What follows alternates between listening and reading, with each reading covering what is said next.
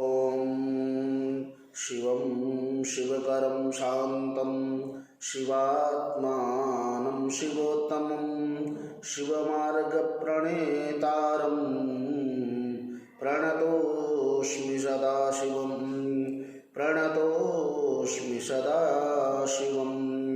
या देवी सर्वभूतेषु शक्तिरूपेण संस्थिता नमस्तस्यै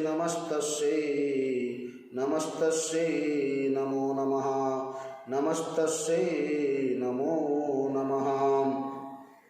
नमस्कार। जय श्री राम, जय माता दी, हर हर महादेव।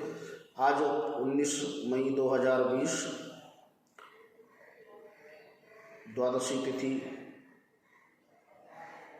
शाम 5:30 तक, तत्परांत त्रयोदशी, रेवती नक्षत्र, प्रमादी नामक संवत्सर, मंगलवार का पुण्य पवित्र दिवस, 6 गते ज्येष्ठ। कल बुध प्रदोष है, भगवान शिव का पुण्य व्रत।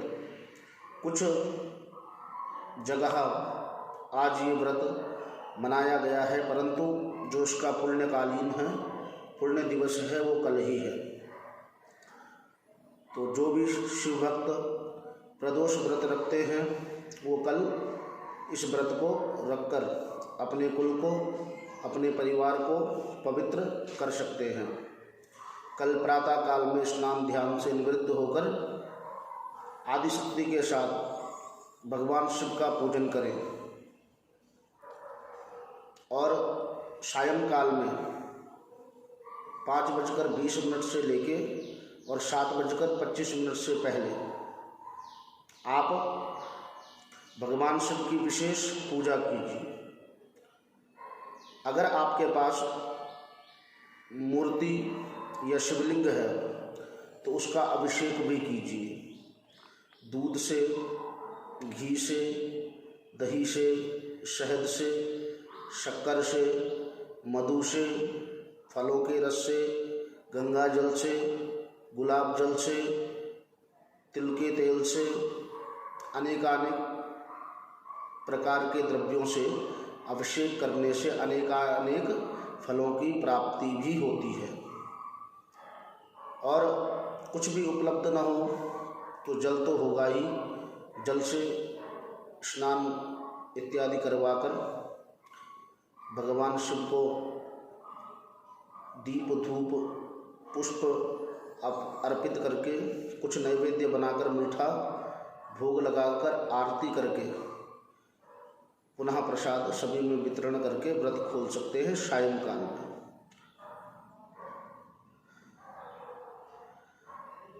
आशु शीघ्रम तुष्यति इति आशुतोषः। आपकी आशाओं से भी जल्दी जो प्रसन्न हो जाते हैं, खुश हो जाते हैं, वो आशुतोष हैं। तो उनसे आपने विशेष रूप से प्रार्थना यही करनी है कि इस समय जो आपके घर परिवार में एक तो आर्थिक स्थिति, जो लक्ष्मी की स्थिति है, मजबूत बनी रहे। इसके कारण हमें जो परेशानियां उठानी पड़ रही हैं या उठानी पड़ सकती हैं वो न उठानी पड़े।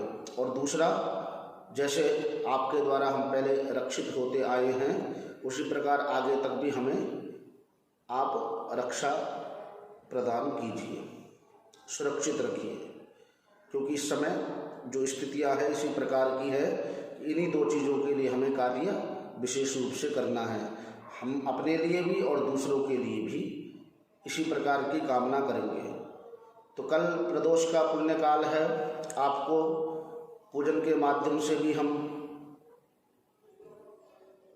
कुछ चीज़ों के बारे में दिखाएंगे, दर्शन कराएंगे। आपके मध्य भव्य मंत्रों से भगवान शिव का अभिषेक होते हुए कल प्रस्तुत जरूर करेंगे। और यदि कोई भी विशेष भक्त जो अपने अपने घरों में हैं और इस पुण्य व्रत का आनंद लेना चाहते हैं, पूजन करवाना चाहते हैं, वो हमारे मंदिर परिसर में संपर्क करके या हमारे किसी भी विद्वान से, ब्राह्मण से संपर्क करके या सदस्य से संपर्क करके करवा सकते हैं, उस व्रत के पुण्य फल को प्राप्त कर सकते हैं। और अभी कुछ टाइम तक, कुछ समय तक इसी प्रकार की पूजाएं धीरे धीरे खोलने का हम प्रयास करेंगे और धीरे धीरे हम आपके मध्य पूजाओं को लेकर और ग्रहों की शुद्धि को लेकर, राशियों के परिवर्तन की अवस्थाओं को लेकर वार्तालाप करते रहेंगे। तो जो भी भक्त विशेष इच्छुक हों वो संपर्क कर सकते हैं, जिससे आप लाभान्वित हों, आपका परिवार, आपका कुल आगे बढ़े, आपकी चीज़ें सुरक्षित रहें और आप उस फल के प्रभाव से चीज़ों को सुधारने में कामयाब रहें। चीज़ें छोटी होती हैं और जब छोटी होती हैं तो दिखाई नहीं देती, परंतु वही चीज़ें जब बड़ी हो जाती हैं तो कभी कभी तो अच्छी लगती हैं और कभी कभी बहुत विकट समस्याएं हो जाती हैं। जैसे बीमारी, जब उसकी शुरुआत होती है तो हमें ज़्यादा डर नहीं लगता, लेकिन वही बीमारी अगर विकराल रूप धारण कर लेती है तो हमें सबसे ज़्यादा डर सताने लगता है। पुण्य की कोई, अच्छाई की कोई सीमा नहीं होती, उसमें आपको डरने की आवश्यकता नहीं होती। पाप कर्म भी इसी प्रकार है। जब थोड़े से होते तो हम सोचते हैं किसी तीर्थ में जाकर स्नान करने से, किसी भगवान को प्रसाद चढ़ाने से, किसी की आगे माथा टेकने से हमारे पाप कम हो जाएंगे, परंतु वही पाप धीरे धीरे आगे इतने बढ़ जाते हैं कि हमें स्वयं अपने घर में ही माफ़ नहीं किया जाता।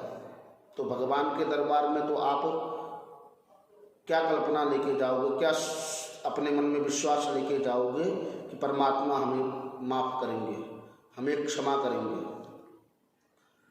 इन चीज़ों को, इन भूलों को आप ना करें, क्योंकि पाप और रोग कभी आपको छुपाने नहीं चाहिए।